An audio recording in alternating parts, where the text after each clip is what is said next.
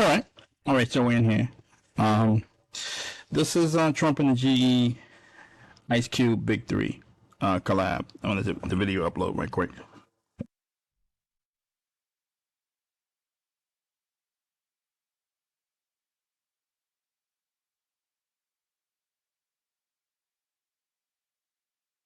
Okay, so this is on new season of the Big Three basketball league this summer, and it seems to be a great opportunity to give basketball fans some entertainment during the off season when there's not a lot of sports going on. You know, football season's over, basketball season's over, so on and so forth.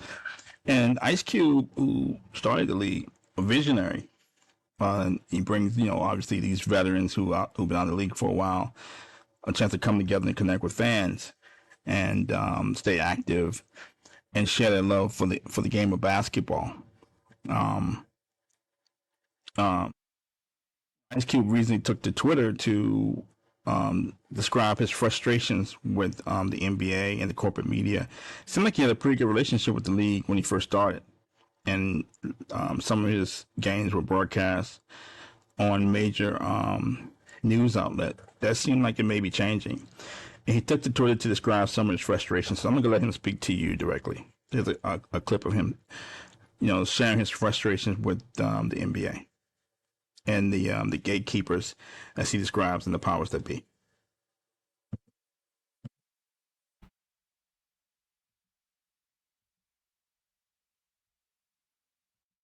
Yo, what's cracking?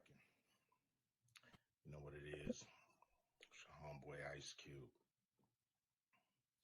Um, and some of you may not have realized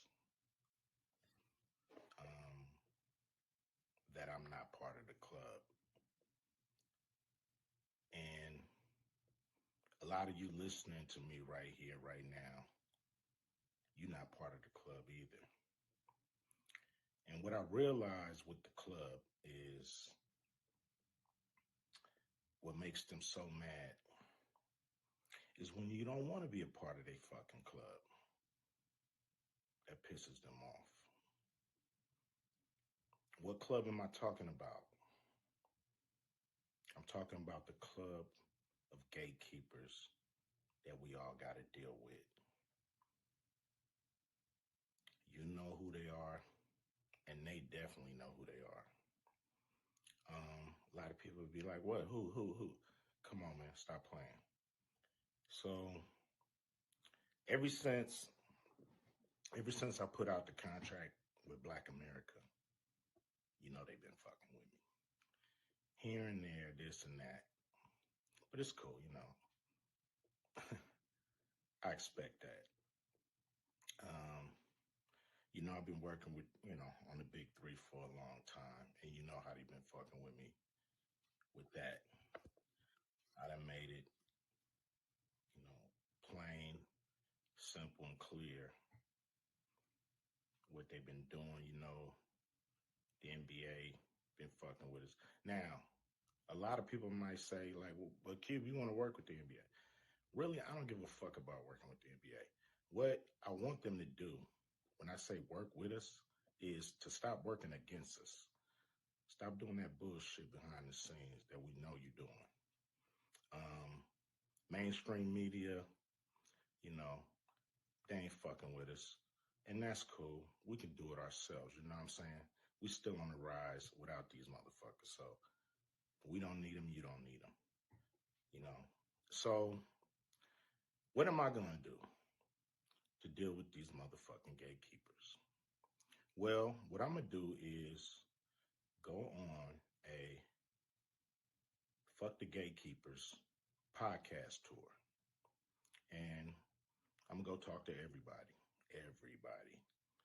you know, and get a chance to get my message out to the people.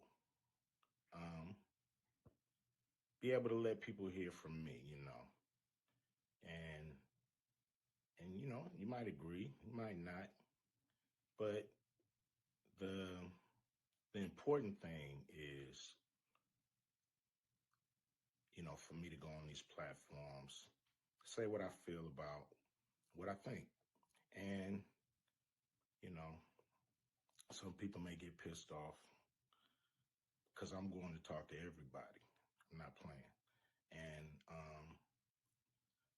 it's gonna be a crazy summer. It's gonna be fun. Appreciate y'all. Always support the big three. Hopefully, I'm doing stuff that you guys dig.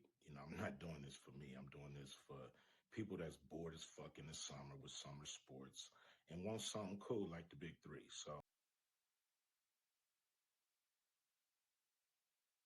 Okay, that's his message, and came out of nowhere. But you know, he's basically repeating what we've been saying for years and what I've known personally. I actually grew up playing sports, played small college basketball, big NBA fan. And I wrote about the NBA in my book, Shock Exchange, How Inner City Kids from Brooklyn Predicted a Great Recession and the Pain Ahead. And I described the NBA and broke down the NBA, what's wrong with it, and the changes that need to be made. But the bottom line is the NBA does not want black men involved in their league. Bottom line. You can run, jump, shoot, and dunk, and you can make money for the owners, but they don't want black men to have a role in professional basketball beyond that. I think we've seen that with Mark Jackson. The Golden State Warriors gave Mark Jackson a garden with a bunch of rocks in it. Mark went out there and tilled the garden, hoed the garden, and when the first hit of cabbage came up, or lettuce came up, or tomatoes came up, the owner got rid of Mark Jackson and hired Steve Kerr. And Steve Kerr done a great job taking that team to the next level and winning championships, but that was Mark Jackson's team that he cultivated. And they gave him a garden with nothing in it. The Knicks offered Steve Kerr a garden with nothing in it. He didn't want it. He turned down the Knicks job, which offered him first, took the Golden State Warriors job. You saw with Monty Williams. Monty Williams took the Phoenix Suns to the NBA Finals a year and a half. A year before last. They beat a very good Denver Nuggets team, which just won the finals, won the NBA Finals. They lost to the Milwaukee Bucks. This year they sort of underperformed in some ways, but they had an aging point guard in Chris Paul. So now they got rid of Chris Paul. They still have DeAndre Ayton, which is a big center, which you need, and that's rare for this league. A 6'10" guy who can rebound, score, and guard the interior. They have DeAndre Ayton. They have some size. They have Kevin Durant, Booker, shooting guard. They just traded for Bradley Beal. So they have three bona fide superstars in Beal, Booker, and Kevin Durant. Now Monty Williams can't coach the Phoenix Suns anymore, even though he went to the finals a year before last. They get rid of Chris Paul, who tended to have been injured during the playoffs. So they've gotten younger and better and more talented. Now Monty Williams can't coach the Phoenix Suns.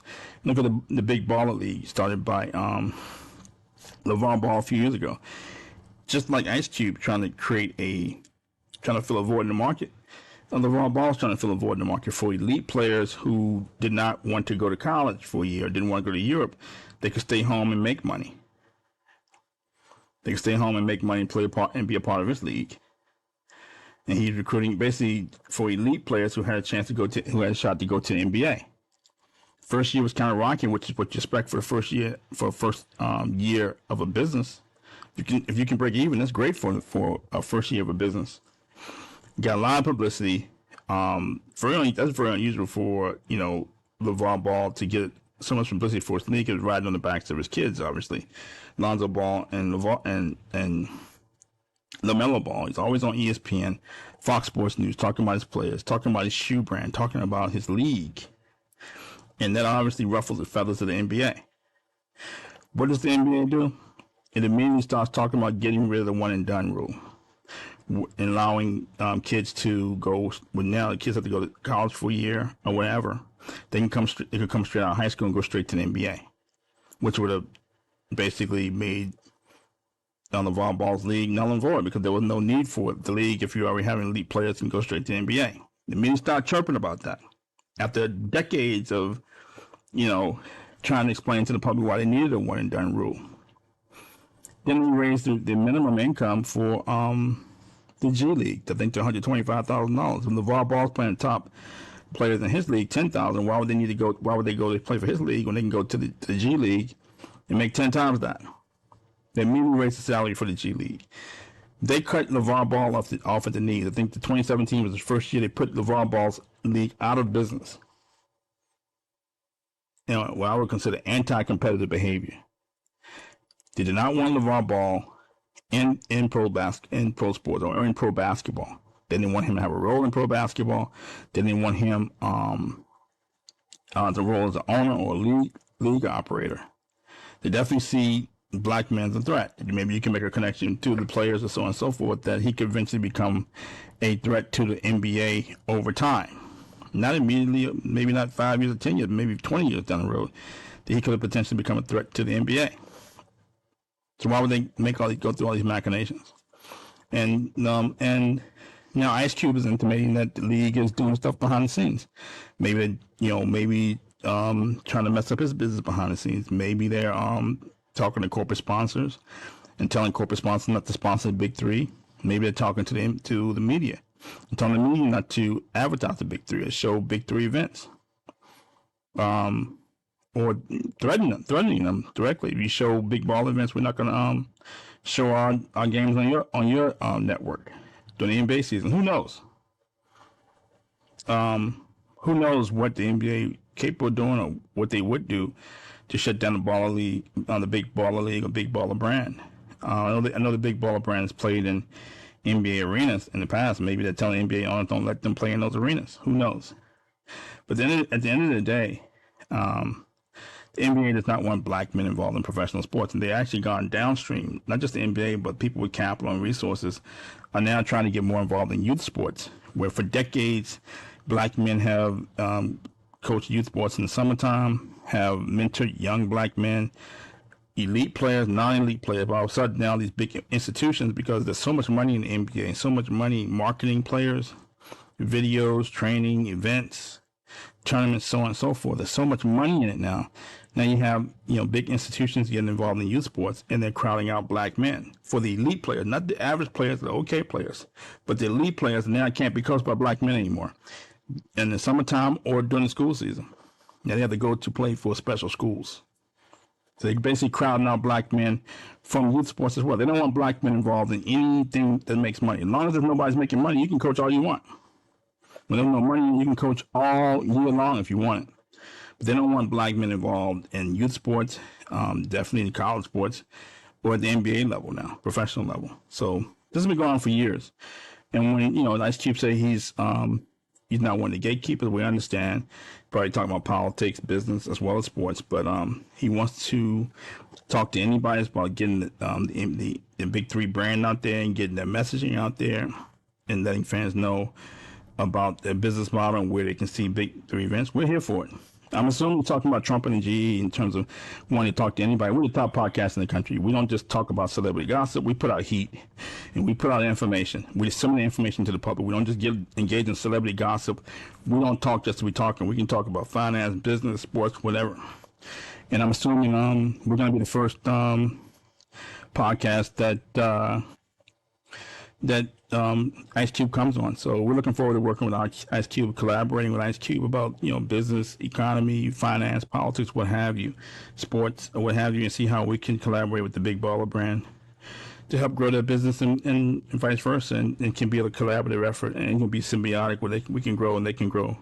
We can all grow together and make money together. That's what all this is about. So that's Ice Cube Big Three collab with Trump and the GE. Thank you for tuning in. Thank you.